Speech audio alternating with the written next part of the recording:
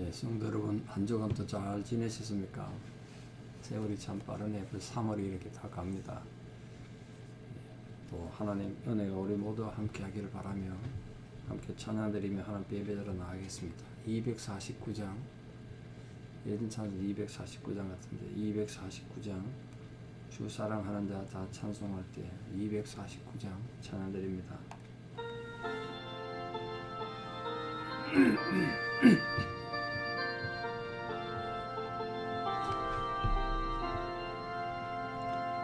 주 사랑하는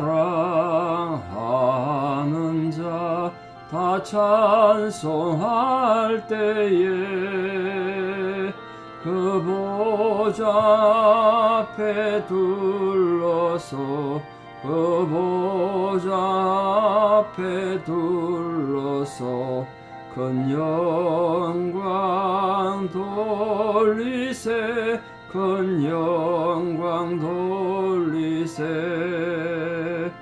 저 밝고도 묘한 시온성 향하여 가세 내 주의 찬란한 성에 찬송하며 올라가세 주 믿지 않는 자 다 찬송 못하나 하나님 자녀 된 자들 하나님 자녀 된 자들 그 기쁨 전하세 그 기쁨 전하세 저 밝고도 묘한 시온성 향하여 가세 내 주의 찬란한 성에 찬송하며 올라가세 저 하늘 황금길 나 올라갈 때에 시온성 언덕 위에서 시온성 언덕 위에서 수많은 천사들 날 인도하리라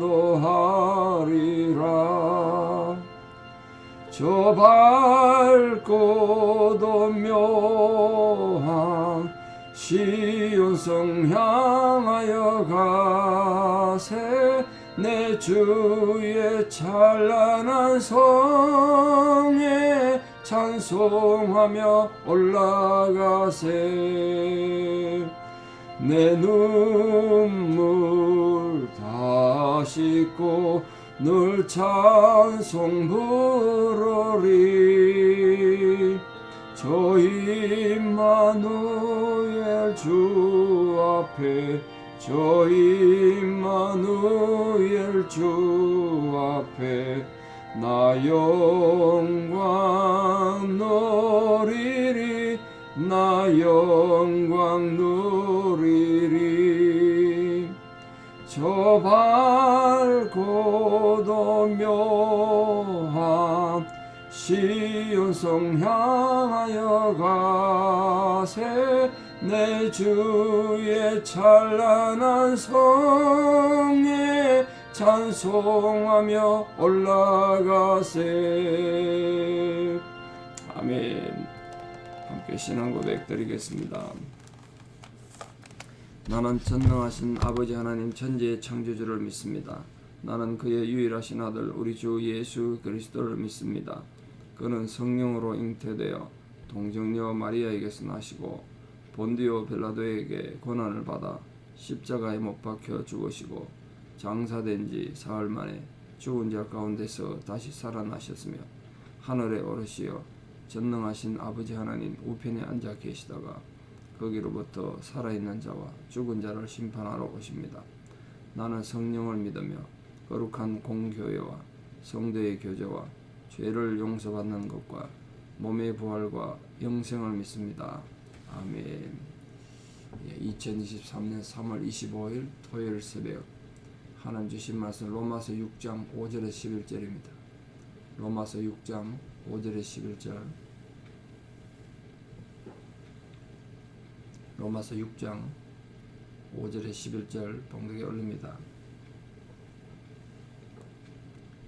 만약 우리가 그의 죽으심과 같은 모양으로 연합한 자가 되었으면 또한 그의 부활과 같은 모양으로 연합한 자도 되리라. 우리가 알거니와 우리의 옛사람이 예수와 함께 십자가에 못 박힌 것은 죄의 몸이 죽어 다시는 우리가 죄에게 종로로 타지 아니하려 함이니 이는 죽은 자가 죄에서 벗어나 의롭다 하심을 얻었음이라. 만일 우리가 그리스도와 함께 죽었으면 또한 그와 함께 살 줄을 믿노니 이는 그리스도께서 죽은 자 가운데서 살아나셨음에 다시 죽지 아니하시고 사망이 다시 그를 주장하지 못할 줄을 알미로라. 그가 죽으심은 죄에 대하여 단번에 죽으시며 그가 살아계심은 하나님께 대하여 살아계심이니 이와 같이 너희도 너희 자신을 죄에 대하여는 죽은 자요 그리스도 예수 안에서 하나님께 대하여는 살아있는 자로 여길지어다. 아멘. 저희가 어릴 때 집에 넉넉하지 못했습니다만 아버지 어머니 장사도 하시고 근데 1년에 하루 이틀 꼭 이렇게 피서를 간다 그러나요. 이른 아침에 새벽에 부모님과 함께 기차 타고 포항 바닷가도 가보고 강가도 가고 아버지가 1년에 한 번은 그랬었던 것 같습니다. 한 번은 그 강가로 놀러를 갔었는데요. 딴 건 다 좋았는데 저는 수영을 못했습니다. 지금도 수영이 익숙하지는 않습니다만 그 강에 가니까 다른 사람들도 놀러 많이 와 있던데 특히 그 아이들이 수영을 잘하는 친구들이 꽤 많더라고요. 저는 아주 부러운 마음으로 수영한 친구들을 보고 있었습니다. 물에 들어가니 겁이 나서 물가에서 그냥 부러운 눈치로 보고만 있었죠. 근데 아버지가 뒤에서 그걸 봤나봐요. 제가 수영 못하는 걸. 아버지 강에 들어가시더니 등에 저를 업으시고 수영을 해주셨어요. 아이고 이제 겁이 많았으니까 아버지 등 옆에서도 떨어질까봐 얼마나 겁이 나니 아버지 목에 꽉 붙잡고 그래 있었죠. 근데 아버지는 제가 그때 한 6살이나 7살쯤 됐을 것 같은데 저를 등에 태우고 유유히 물살 헤치며 수영하셨습니다. 그러니까 그 순간에 그냥 두려움도 사라지고 아버지가 밑에서 나를 받치고 있으니까 아무 걱정 없이 그냥 아버지한테 매달려 강에 있었던 그런 기억이 있습니다. 저는 우리가 예수님과 하나 된 삶을 살아가는 신앙인의 모습이 그런 게 아닌가 이런 생각 문득 해봤습니다. 아무리 힘도 능력도 없는 인간을 예수님께서 등에 업으시고 이 죄 많은 인생의 바다를 유유히 그냥 대연자역하게 헤엄쳐 가시는 예수님. 그게 오늘 우리와 함께 죽으시고 부활하신 예수님 얘기 아니겠습니까?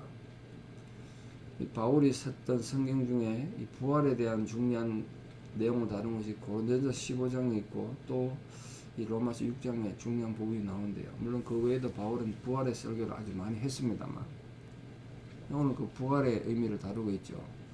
이제 또 곧 있으면 우리가 성검열도 오고 고난주간도 오고 부활주일이 이제 몇 주 안 남았습니다만 예수님 죽음과 부활을 또 묵상할 때가 됐죠. 그래서 오늘 바울은 우리 성도를 향해서 죄에 대해서는 죽은 자고 하나님께 대해서 산 자다 그렇게 말했습니다.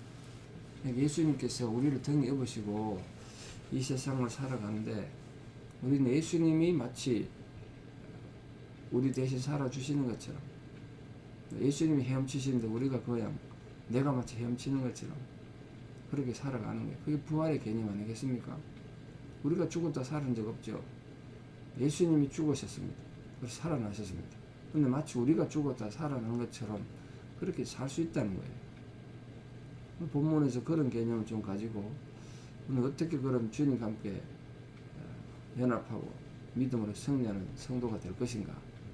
또 고난주간 부활주를 앞두고 그 의미를 좀 생각해 봤으면 좋겠습니다. 첫째 오늘 본문에서 뭐라고 그러냐면 우리 옛사람은 예수와 함께 십자가에 못 박힌 자다. 그래 말하고 있습니다.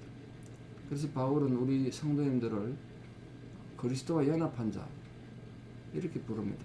예수님 죽을 때 함께 죽었다는 거예요. 그래서 우리는 더 이상 이제 이 세상의 죄악의 노예가 아니라는 거예요. 예수님 죽을 때 함께 죽었다는 거예요. 우리 잘 아는 대로 이사야 53장에 나오는 말처럼 예수님께서는 우리의 질고를 지고 우리 슬픔을 당하시면서 십자가에 못 박히셨어요. 우리 모든 질고, 그 인생의 고통, 죄악의 무게, 그 십자가에 다 못 박혔다는 거예요.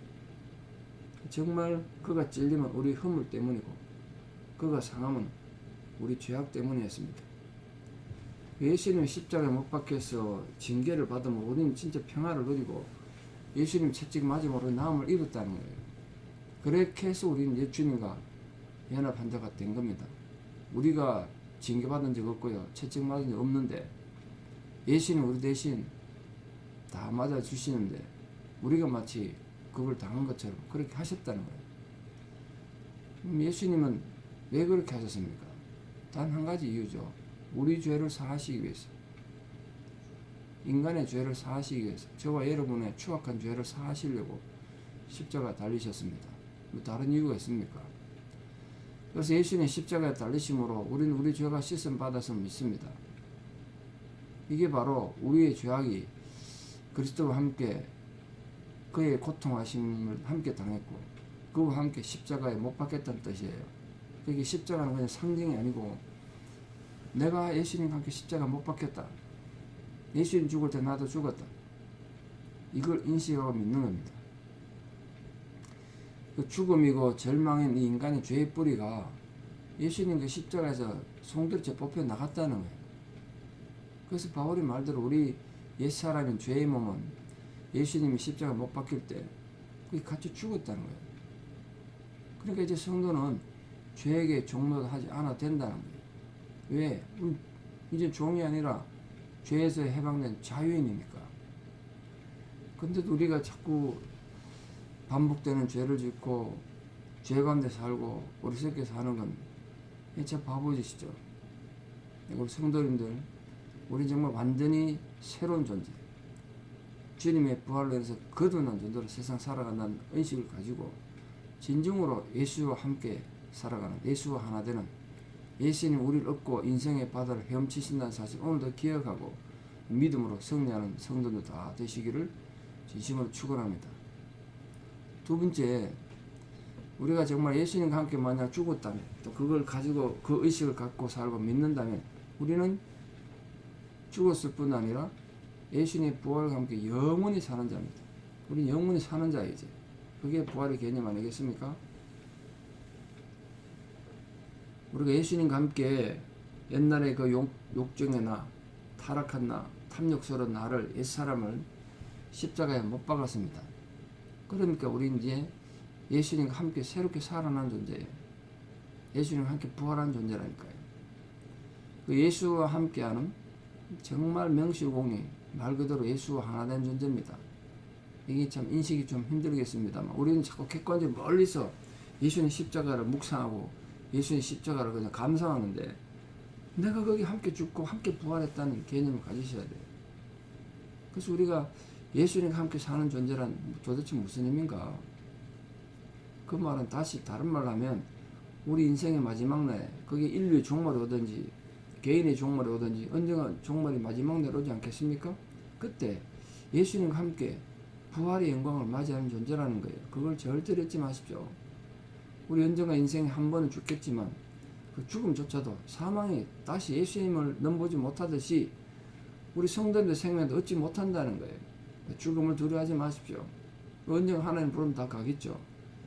그러나 그 죽음 넘어 있는 부활의 영광을 생각하시고 그 부활의 감격 속에서 우리는 눈을 뜰 것입니다. 왜냐하면 우리의 모든 것을 예수님이 보장하시고 예수님이 우리 사망의 권세, 죽음의 권세를 물리치셨기 때문에 그렇습니다. 그래서 우리 몸은 죽어도 영원히 사는 은혜 속에 있기 때문에 그렇습니다. 그래서 우리가 예수님과 함께 산다는 건 지금부터 영혼까지 모든 과정 속에 언젠가 우리 하나님을 가겠지만 그 모든 과정 속에 예수님과 함께 삶을 사는 거예요. 죽어서 그냥 천당 가고 죽어서 부활하는 한순간 부활하는 그 개념이 아니라 우리 살아서 부활을 사는 겁니다. 살아있는 매 순간이 주님과 함께 동행하는 거예요. 예수 그리스도의 보혈의 공로로 그 새 생명 얻은 성도는 그 순간부터 여러분이 예수를 믿고 구원받은 그 순간부터 영화로운 존재로 완전히 성화되는 그날까지 우리가 아무리 구원받아도 아직도 죄에서 자유롭지 못하고 실수도 하고 죄를 짓죠. 언젠가는 완벽히 성화된 그런 존재가 될 그때가 올 거란 거예요. 하늘나라 가서 그날까지 우리는 예수 그리스도와 함께 이 성화의 길을 걸어가는 그런 존재입니다. 항상 현재 진행이죠. 우리가 성화의 과정으로서 삶을 살아가는 거예요. 그리고 우리 신학적 의미로 종말론적 인생이라는 거, 종말론적 삶, 하나님 주님과 함께 내가 변화되어 가는 과정, 그 속에 있다는 걸 믿는 거예요. 그러니까 우리 오늘의 실제적 상황 속에서 매일매일 삶 속에서 우리가 하나님 사람으로서 예수 그리스도와 함께 십자가에 죽고 부활한 존재로서 살아가는 과정이다. 우리 삶이. 이 삶은 하나의 과정이다. 그것도 기억하셔야 돼요. 그래서 우리 오늘날 우리 현실적인 모습으로 존재하는 교회와 성도가 정말 중요하게 생각해야 될 것은 우리 현재 삶 속에서 남의 땅과 삶의 삶 속에서도 우리는 주님과 함께 성화의 과정을 이루어가는 중이다. 그걸 꼭 기억하셔야 돼요. 근데 우리 자칫하면 우리 신앙에 특히 한국교회가 그런 게 강한데요. 종말적 의미면 너무 강해가지고 그걸 강조하다 보니까 죽어서 천당 가는 것만 자꾸 강조하다 보니까 현재 삶에서 내가 주님과 함께 성화되어 가는 과정 중에 있다. 이걸 자꾸 망각하는 경향이 있습니다. 둘 다 알아야 되죠. 우리 죽어서 천국 가서 영광스러운 존재가 되는 것도 중요하지만 살아있는 모든 과정이 주님과 함께 살아가는 과정이다. 그리고 부활의 영광에 들어가는 그 과정이 있다는 걸 분명히 아시고 살아있는 매 순간이 주님과 동행하는 믿음의 승리자들 다 되시기를 진심으로 축원합니다. 마지막 세 번째로는 부활의 개념은 오늘 본문에 보니까 우리는 죄에 대해서 죽고 하나님에 대해서 다시 살아난 자다. 그래서 성도는 생명의 존재입니다. 다시 말해서 성도는 이 세상에서 생명을 소유한, 그때 생명이라는 건 단순히 눈에 보는 생명, 그 영원한 생명을 소유한 그런 존재란 말이에요. 우리 그런 존재로 살아가는 거예요. 비록 죄 많은 세상에서 우리가 죄도 짓고 실수하지만 생명의 존재로 살아가요. 그래서 우리가 실수하고 그래도 그 죄의 세력에 더 이상 영혼이 종로로 하지 않고 죄의 세력을 깨뜨리고 죄의 세력과 관계없이 무관하게 혹은 죄의 세력과 싸워서 이기면서 살아가는 겁니다. 왜냐하면 우리 주님께서 십자가에서 죄의 권세를 다 꺾으셨기 때문에 그렇습니다. 그 영향이 우리에게 있는 거죠. 예수님 우리 등에 업고 헤엄치는 걸 수행하라고 생각하세요. 또한 그건 이제 성도의 모든 삶의 방향이 이제 하나님만을 향해 있다. 경량성이라고 그랬죠. 하나님만을 향하여 나아가는 삶. 그 하나님 경량의 사람이다 우리는. 그 옛 사람은 못을 받고 인간 경량으로 내 욕망 경향으로 살다 내가 죽고 새 생명으로 예수와 함께 하나님을 향하여 하나님 경량성의 사람으로 하나님의 영광을 위하여 사는 또 그의 나라와 의를 구하며 사는 그런 하나님 경량의 사람이 되어야 된다는 거예요. 거기 마땅히 하나님 사람으로 살아가야 될 길이고 주님과 함께 죽고 부활한 자의 삶의 모습 아니겠습니까? 그러면 하나님 위해 사는 것도 하나님의 향하여 살고 하나님 경향으로 산다는 건 구체적으로 우리 삶에서 어떤 모습으로 나타나야 되겠습니까? 그게 뭐 이론으로만 말로만 한다고 되는 게 아니지 않습니까? 그 무엇보다 바울이 로마서에서 12장에서 나중에 말하는 것처럼 썩어질 이 세대를 본받지 않고 항상 하나님의 선하시고 기뻐하시고 온전한 뜻이 무엇인가 매 순간 우리 삶에서 분별하며 사는 거예요. 그래서 늘 우리 자신을 거룩한 살아있는 산 제물로 하나님께 드리는 겁니다. 매 순간. 그게 참 힘들고 어렵죠. 한 번 딱 십자가 죽는 거, 한 번 숨겨 죽는 건 쉬운데 매일 살아서 하나님 앞에 제물이 된다는 것. 어렵고 힘듭니다만 우리 이제 그렇게 살아가야 될 존재란 말이에요. 이 사단의 세력은 우리의 의식과 양심을 자꾸 마비시켜서 죄에 대해 마비시켜서 하나님 뜻을 찾지 못하도록 자꾸 유혹합니다. 예수 제자답게 살지 못하도록 자꾸 유혹하죠. 그러나 우리가 그렇게 죄에 속아서 사단의 종이 돼 살아도 되겠습니까? 항상 깨어서 매 순간 하나님 뜻을 실천하고 사는 그런 노력이 필요하지 않겠습니까? 우리는 정말 예수 그리스도와 함께 연합된 성도입니다. 우리는 우리 생활 속에서 얼마나 그리스도와 연합된 모습을 살아가고 있는지 우리 자신을 좀 돌아봤으면 좋겠습니다. 다시 또 우리 고난중간과 부활주를 앞두고 있으면서 그저 지나가는 연휴 행사가 아니고 정말 우리 자신을 돌아보고 새로워지는 또 새로운 힘을 얻는 그런 예수와 연합된 존재가 되기를 진심으로 소망합니다. 예수님과 연합됐다는데 우리 삶의 그 모습이 나타나지 않는다면 의미가 없지 않겠습니까? 우리 삶 그 자체가 하나님만을 위하여 사는 하나님 나라 내용으로 가득 차야 되는 거예요. 형식이나 겉모양이 아니라 우리 실제적인 내용으로 예수의 부활에 참여하고 예수의 영광에 참여하는 그런 성도가 되기를 진심으로 축원합니다. 말씀의 결론을 맺겠습니다. 크리스찬 센츄리지라는 기독교 잡지가 있습니다. 거기 편집장 맡았던 마틴 목사님 간증인데요. 그가 젊을 때 목사하기 전에 자기 교회에서 주일학교 교사를 했었습니다. 3학년 반을 맡았대요. 근데 그 반에 스티븐이라는 학습 지지나 좀 지능이 떨어진 애가 그 반에 있었대요. 부활주일을 앞둔 어느 주일에 종료주일쯤 되겠죠. 아이들이 이제 다음 주 부활주일 교회 올 때 숙제를 냈습니다. 새로운 생명을 상자 속에 하나씩 넣어 가지고 오느라 새로운 생명을 넣어 가지고 와라.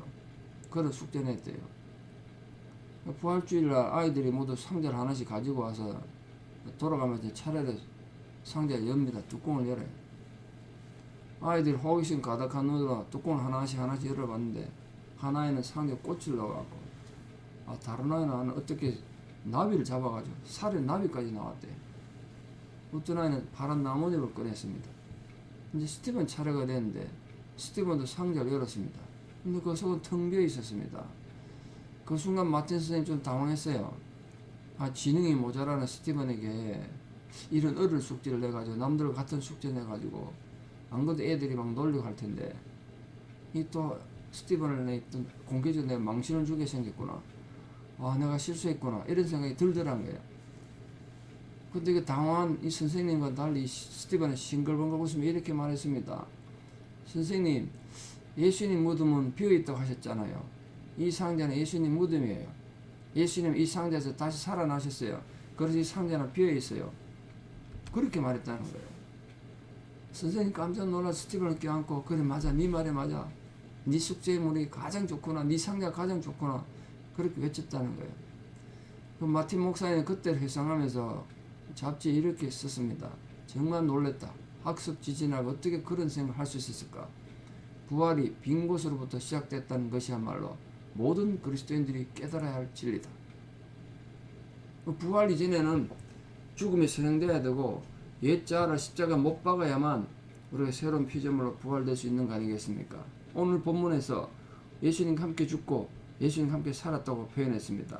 우리가 그리스도 예수 안에서 하나님께 대하여 살아있는 자로 여길지어다. 그렇게 말했습니다. 우리 사람 모든 성도님들 정말 순간적인 감정의 북받침도 있고 욕정도 있고 탐욕스러움도 있고 연약함도 있겠습니다만 그 모든 인간적인 어리석음, 연약한 죄성은 주님과 함께 십자가에 못 박으시고 주님의 부활과 함께 정말 용기 있게 담대하게 믿음의 승리자로 우뚝 세워져 살아가는 모든 성도들 다 되시기를 진심으로 축원합니다. 기도드리겠습니다. 아버지 하나님, 오늘도 우리를 하나님 자녀로 부르시고 예수 제자로 불러주신 은혜를 진실로 감사드립니다. 우리가 오늘도 이 말씀을 통하여 내가 어떤 존재인지를 다시 깨닫습니다. 나는 주님과 함께 십자가에 죽었었고 주님과 함께 부활한 존재인 것을 고백합니다. 주님께서 지금도 우리를 등에 업으시고 인생의 바다를 헤엄쳐 가시는 것을 믿습니다. 그러므로 우리가 어떤 유혹이나 어떤 환난이나 어떤 고난 앞에서도 결코 죄의 종으로 살아가는 자들이 되지 않게 하여 주시옵소서. 우리가 비록 인간이 연약하여 실수하고 범죄하더라도 죄의 노예가 아니라 하루빨리 한순간에도 빨리 거기서 벗어나서 주님과 함께 죽고 부활한 그 영광스러운 모습으로 살아가는 저희들 되게 도와주시옵소서. 정말 우리 삶을 통하여 하나님의 영광스러운 모습이 드러나고 우리가 하나님 백성이 되고 그 영광스러운 과정 중에 있다고 그랬는데 그 과정 중에 있는 모습들이 우리 삶에 드러나 주님과 함께 죽고 주님과 함께 부활했으므로 이제는 내가 주님과 함께 영원히 살아있다는 사실을 분명히 기억하고 믿음으로 승리하는 부활의 영을 가진 모든 성도들에게 도와주시옵소서. 아버지 하나님, 오늘도 귀한 성도들 성전을 불러주시고 함께 마음을 나눌 수 있는 은혜 주신 것 감사합니다. 교회를 위하여 애쓰고 노력하는 모든 손길들을 복되게 하시고 격려하고 위로하여 주시옵소서. 내일 주일 예배 또 이 성전에서 드려질 모든 예배 위에 성령의 거룩한 기름 부으심이 함께 주셔서 정말 그 모든 예배를 통하여 어린 영아부로부터 노년의 일까지 모든 성도님들이 하나님의 위로를 얻는 복된 은혜의 예배가 되게 도와주시옵소서. 이제는 우리 주 예수 그리스도의 은혜와 하나님 아버지의 만극하신 사랑과 성령님의 위로 교통 역사하심이 내가 진실로 예수와 함께 십자가 못 박혀 죽고 함께 부활한 영광스러운 존재라는 것을 알고 그런 주님의 기쁨이 되는 자녀로 살아가기를 결단하는 사랑 성도님들의 신앙의 고백 위에 또 우리 사랑하는 모든 자녀들 삶 위에 특별히 지금도 병상에서 하나님 위로를 구하는 어려움과 있는 성도님들 형편 위에 이제부터 영원토록 함께 하시옵기를 간절히 축원하옵나이다. 아멘. 여러분 오늘 하루도 믿음으로 승리하시고 내일 주일 뵙겠습니다. 감사합니다.